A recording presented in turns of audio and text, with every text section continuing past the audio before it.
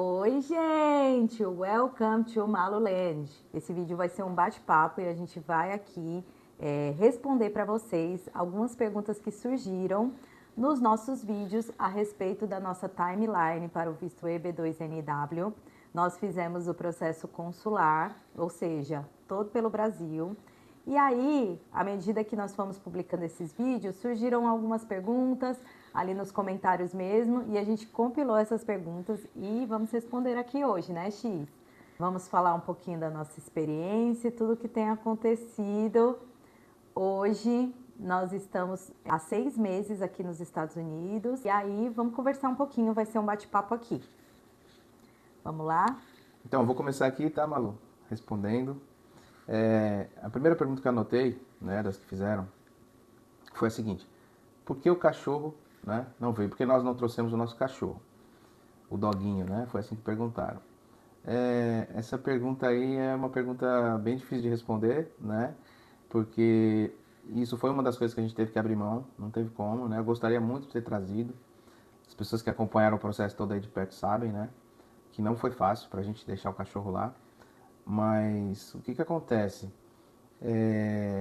A gente não trouxe por algumas questões. Primeiramente, pela questão financeira. Eu fiz alguns orçamentos na época. Não me lembro assim em dólares, mas era mais ou menos...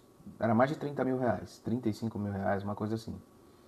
Porque tinha uma série de complicações, né? Devido à raça dele. Ele pesava mais de 30 quilos, era um American Bully. Aí não podia vir junto na cabine. No compartimento de cargas, a maioria das companhias aéreas também não aceita, porque ele é aquele tipo de raça que tem um focinho mais curto, então já dificultava. Teria que ser uma empresa especializada em transporte e tal. Enfim, eu fiz uma pesquisa e os orçamentos que eu encontrei foram nessa faixa, tá? Entre 30 e 40 mil reais, até mais. E era uma grana que a gente não tinha na época, né? De mudança para cá, tendo que organizar tudo. E toda aquela questão de quando você chega, também a gente já teria que ter um lugar preparado para receber, com cachorro e tudo mais. Enfim, ficou inviável, né, trazer o nosso cachorro. Não que você não consiga trazer o seu, de repente você consegue até por outros meios, consegue um preço melhor. Se ele fosse uma raça pequena que desse para trazer junto na cabine, com certeza a gente teria trazido, teria sido muito mais fácil, muito mais barato. Mas tem essas complicações aí por causa do tipo né, da raça dele. Então, a melhor opção foi encontrar uma família. Ele está sendo muito bem cuidado, sem nenhuma condição. O cachorro não é mais nosso. O cachorro é dessa família, então eles estão lá cuidando com todo o amor. São pessoas que a gente conhece, Pessoas, né? que a gente conhece. Que a gente sabe que gostam de cachorro e tal. Isso. Então, é isso. Vamos para a próxima. Entrevista em português ou em inglês? Totalmente em português, né? Mas poderia ter sido em inglês, né? Então, a gente não tem como garantir que vai ser em português e também não tem como afirmar que vai ser em inglês. Então, qual que é a dica que eu dou para quem está no processo, quem está se preparando para essa entrevista? A dica que eu dou é que você se prepare para fazer a entrevista em inglês. Como que você se que preparou, foi o meu caso. X? Um dia antes. Você anotou. O X é tudo assim, gente. É meia hora antes, um dia antes. Não, o que eu fiz foi o seguinte. Claro que eu tô falando um dia antes, mas eu tô brincando. Já há muito tempo que eu já vinha na sua cabeça, ensaiando, né? comigo mesmo ali, dirigindo, falando sozinho no carro e tal, sendo entrevistado. As perguntas que eu tinha em mente que seriam feitas, eu já treinei, assim, responder essas perguntas em inglês. Tipo, me apresentar, explicar o que eu fazia, qual era a minha área de atuação, porque ali na entrevista, basicamente, eles querem saber se aqui tudo aquilo que você colocou no processo, se é verdade, né? Se toda aquela experiência que você colocou, se você realmente tem aquela experiência, né? Então, eu me preparei para justificar, vamos dizer assim, né, o meu pedido ali de visto, né? Então, eu fiz um treinamento assim e tal, em inglês, né?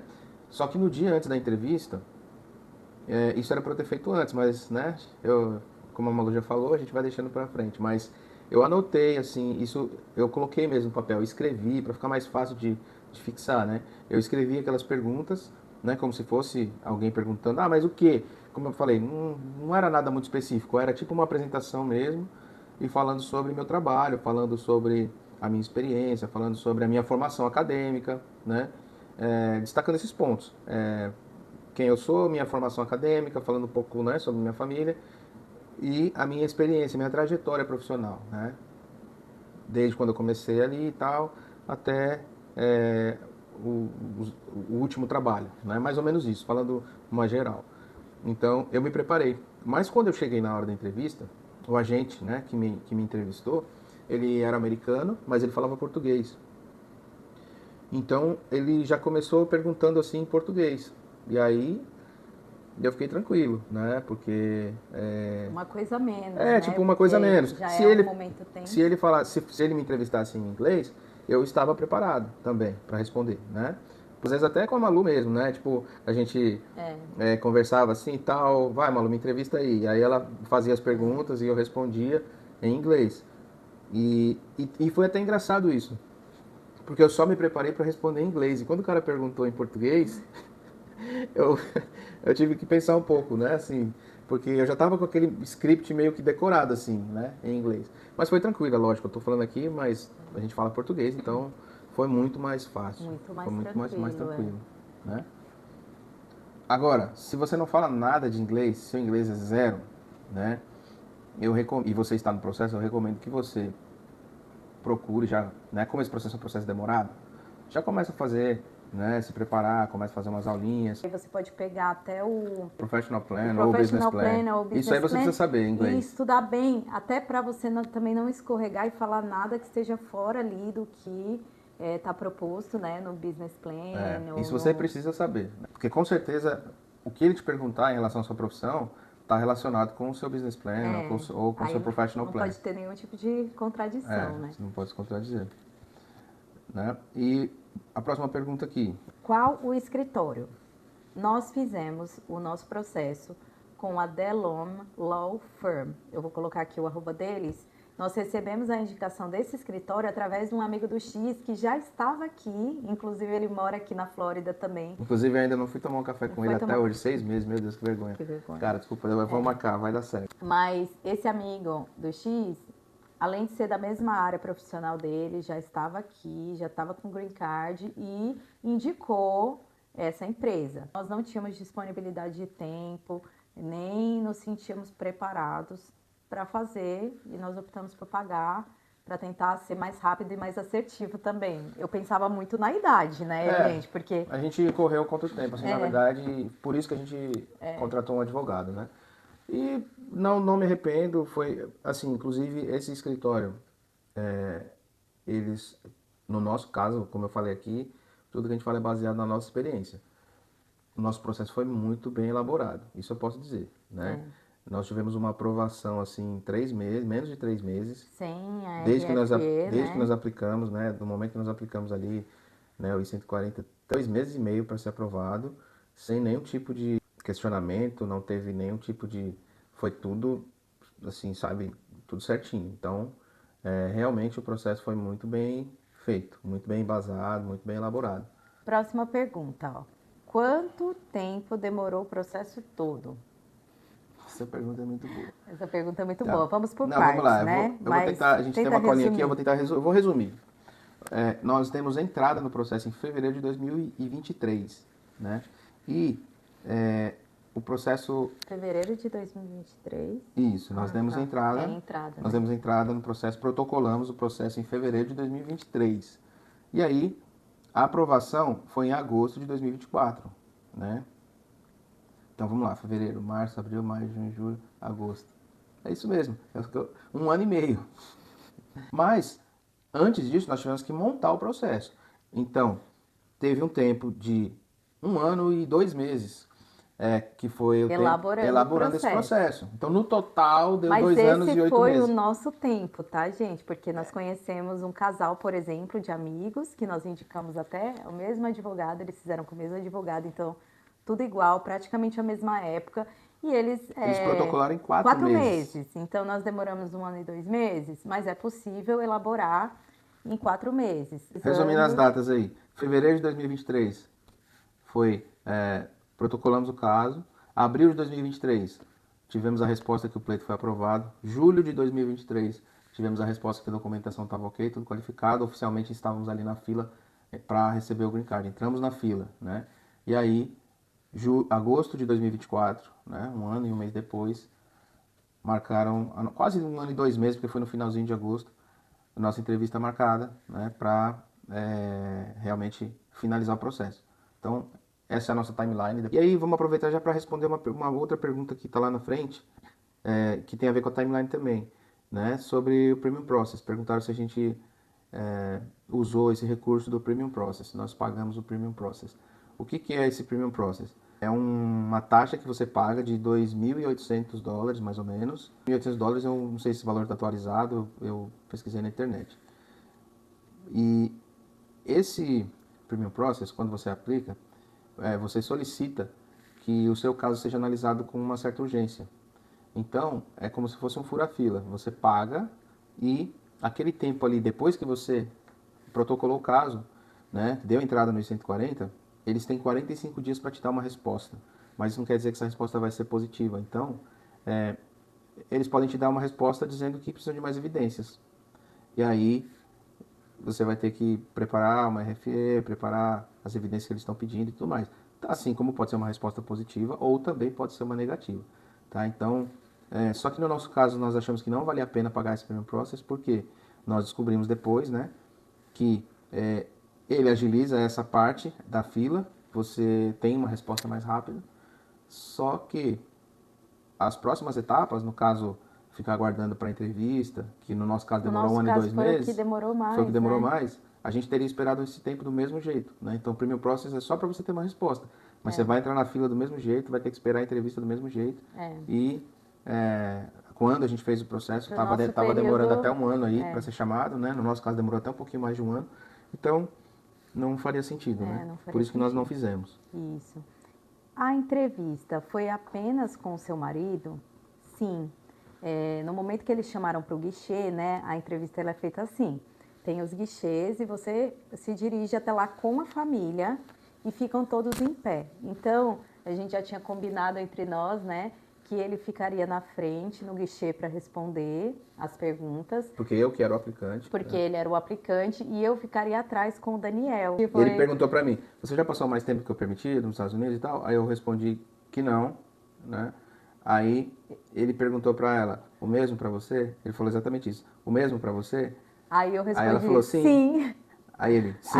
Aí ele, eu acho que foi escrever no computador aí alguma ele, coisa. Sim, você já passou mais tempo? Só que ele mesmo riu, mas ele riu, né? Ele já, tipo... Aí eu, não, quer dizer, não. Não passei. Aí a gente até brinca, que eu falei assim, o X respondeu tudo, mas a única pergunta que ele me fez, eu respondi errado. Na verdade foi o cara fez uma brincadeira, porque ele meio que, ele riu também, né? Ele entendeu, porque ele perguntou para ela, mesmo para você? Aí ela, sim, ele, sim, você já ficou? Ela, não. Então... Ai, meu Deus, essas coisas sempre acontecem comigo. Próxima pergunta. Perguntaram assim, se eles nos deram um prazo para entrar nos Estados Unidos depois da entrevista. Então, Malu, esse prazo é o seguinte, de 5 a 6 meses, pelo que eu pesquisei na internet, e foi o que me disseram na época também. Eu não me lembro se isso era uma informação oficial, se eu vi alguma coisa no site da USCIS, eu não me lembro. Por quê? Como eu tinha intenção de fazer a entrevista num dia e no outro dia já pegar o avião, então, tipo, pra mim não, sabe, isso não era relevante. Mas o que me disseram é que o exame médico que você faz, os exames, aquilo ali, tem uma validade de 5 a 6 meses, foi o que me disseram. Faz sentido. E se por acaso você fizer a entrevista e for demorar mais do que esse tempo para dar entrada, porque nada impede de você fez a entrevista, vamos supor que você tem algo no Brasil ali que você não pode, enfim, você está em algum projeto, alguma coisa que você não tem como se ausentar, você pode simplesmente vir aos Estados Unidos, dar entrada, passar pela imigração, né? E aí depois você volta para o Brasil. Né? Mas você, uma opção. E aí resolve o que tem que resolver no Brasil e depois vem definitivo. Mas também quando sair do Brasil também não pode ficar mais Não pode ficar mais que 6 meses depois né? que você deu essa primeira entrada. Vamos para a próxima aqui. Um dia é suficiente para o CASV e a entrevista? Não é. Sinceramente. Você esperou um processo? Você esperou um ano Fica 2 dias no Rio. você esperou um ano para fazer essa entrevista, paga uma noite a mais no hotel. Isso. E, sabe, tipo... 2 ou 3 dias para ser bem tranquilo, mas assim, o que acontece? Quando chega um e-mail com o agendamento da entrevista, já vem os links com a orientação para você fazer o agendamento do CASV, né?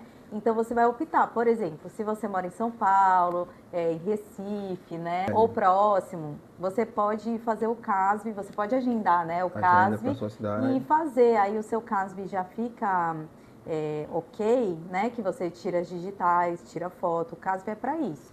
Você faz esse registro antecipado e depois você vai para o Rio e aí sim, dá para fazer em um dia só a entrevista. Não foi o nosso caso, o X tentou o agendamento para São Paulo, não conseguiu data, então ele conseguiu para um dia antes da entrevista. No Rio. Nós fizemos Rio de Janeiro em 2 dias, um dia CASV, se esse for o seu caso também, né? Fica excelente você fazer um dia o CASV, tenta marcar pela manhã, porque como no nosso caso teve um imprevisto. Teve um probleminha com o documento, uma coisa lá. E aí nós tínhamos tempo para resolver. Então, e tem um detalhe também, se for por questão de custo, a entrevista, ela é muito cedo, né? A gente tem que estar bem cedinho lá no consulado. Então, você pode passar, chegou, fez o caso, fica por ali e tal, depois vai pro hotel, dorme, passa uma noite só, se você quiser, no hotel. Porque aí no outro dia de manhã, você vai sair muito cedo para fazer a entrevista, você já pode fazer o check-out já do hotel. Verdade. E aí vai, assim. Fez assim, daí aí deixa o carro no estacionamento, aí você vai, faz a entrevista e depois você já está liberado. Bom, para fechar aqui essas perguntas, e aí eu já peço, se você chegou até aqui nesse vídeo, não deixa de curtir, compartilha com quem tem interesse nesse tipo de conteúdo. Estaremos aqui conectados, fazendo alguns vídeos, né, para vocês. Não deixa de curtir, compartilhar. Se você ainda tem alguma pergunta, manda aí. Quem sabe a gente pode fazer uma parte 2, né, desse vídeo também. Sim. Ou te responder ali nos comentários. Todas essas perguntas são perguntas que fizeram aí. Todas são ali dos comentários, Então, para fechar, agora estamos aqui há 6 meses. E aí essa pergunta é bem pertinente, porque nós já estamos aqui há esse tempinho, né? Como está a questão das oportunidades de emprego nos Estados Unidos? Vou pedir para o X responder primeiro, porque ele é o aplicante principal. Certo, vamos lá. A pessoa que fez essa pergunta, ela colocou assim, eu sou engenheiro, né? E ela colocou assim, eu também sou engenheiro, tá? Então, como você é da área, queria te fazer uma pergunta mais específica, acho que talvez, né, relacionado à questão das oportunidades de emprego nessa área de engenharia. Vou falar da minha experiência, né? O que eu estou vivendo aqui nesses 6 meses. São 6 meses aqui, mas desses 6 meses, praticamente 3, eu ainda estava trabalhando, estava em um projeto aí no Brasil, então que eu comecei a procurar emprego mesmo efetivamente aqui de janeiro para cá. Tenho tido algumas dificuldades, tenho encontrado algumas dificuldades, por quê? Como a gente não tem nenhuma experiência anterior aqui nos Estados Unidos, né? Tô falando, agora sim, tá, gente? Eu acho que isso é muito específico de cada área, né? Talvez você trabalhe em uma área que tem uma alta demanda aqui e que tem uma carência muito grande de profissionais e você vai conseguir se recolocar muito mais fácil do que eu tô conseguindo, do que está acontecendo comigo. No meu caso, apesar de eu trabalho com telecomunicações há muitos anos, né, mas não estou achando fácil essa recolocação, né, por uma série de coisas. Tem um monte de particularidades em relação à atividade que eu faço, que eu fazia no Brasil, que eu nem adianta entrar aqui porque são coisas muito técnicas. Mas existem algumas dificuldades, tem a questão do idioma, né? Por mais que a gente fale inglês, você chega numa entrevista para uma posição, dependendo da posição que você vai ocupar, você tem que ter um nível de inglês muito bom.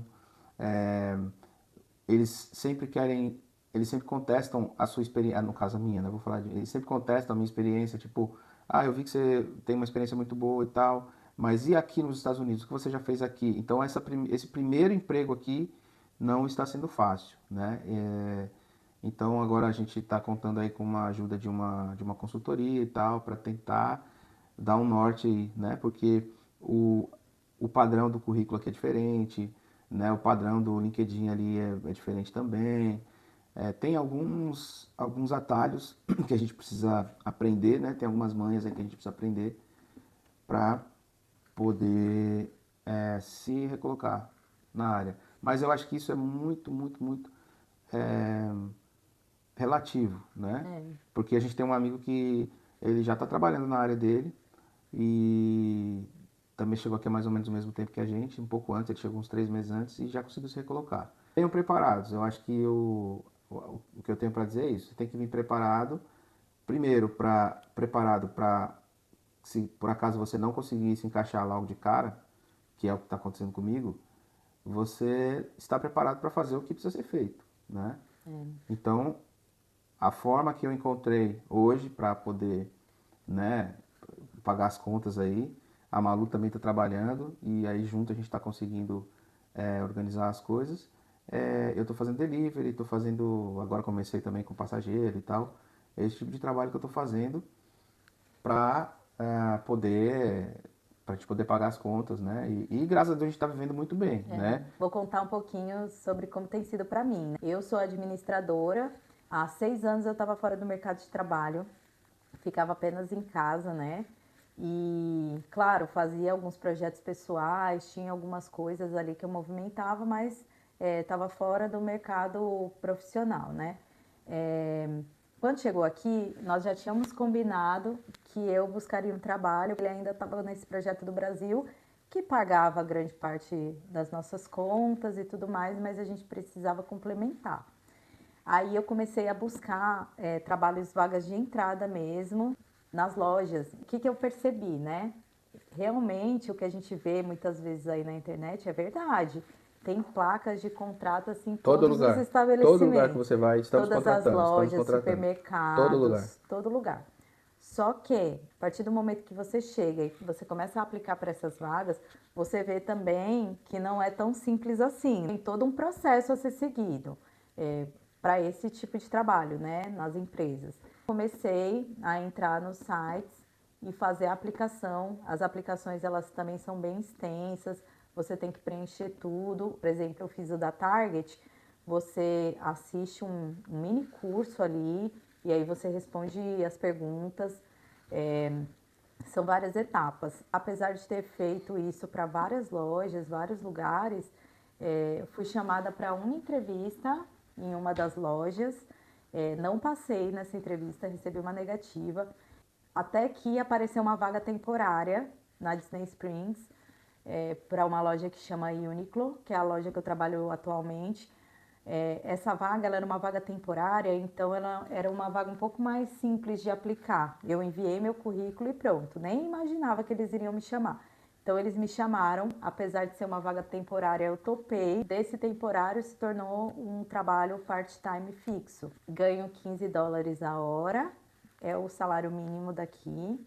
Nós conseguimos nos manter, né, em dólar, que eu acho que isso é o mais importante para quem chega, né? Eu sempre falo, É porque a gente, enquanto você não começa a ganhar em dólar, né? O dinheiro que você traz do Brasil para cá, ele ele evapora. evapora. E a gente chegou assim muito seguro, muito é, controlando muito assim os gastos. A gente não saía para comer fora, assim era quando saía era para ir no McDonald's para comer Menu de o 5 menu de US$ 5 e dólares. eu ainda achava caro, porque se você pegar, né, US$ 5 é R$ 30 na cotação Isso. aí, mais ou menos E eu enfim. sempre comento isso, por mais que você tenha um planejamento assim excelente, que você venha com recursos de sobra, mas não é confortável para ninguém fazer a Ficar conversão. convertendo, porque por mais que a coisa seja barata aqui, é, assim, quando você converte, né, aí tem coisa que realmente pesa, fica desproporcional, Isso. né? Então acho que é importante você começar a ganhar em dólar. E é aquilo, Isso. tem que estar disposto a fazer o que precisa ser feito, né? Eu saí da minha zona de conforto, né? Literalmente eu estava numa zona de conforto. Desde 2019 que eu trabalhava em casa, né? Home office.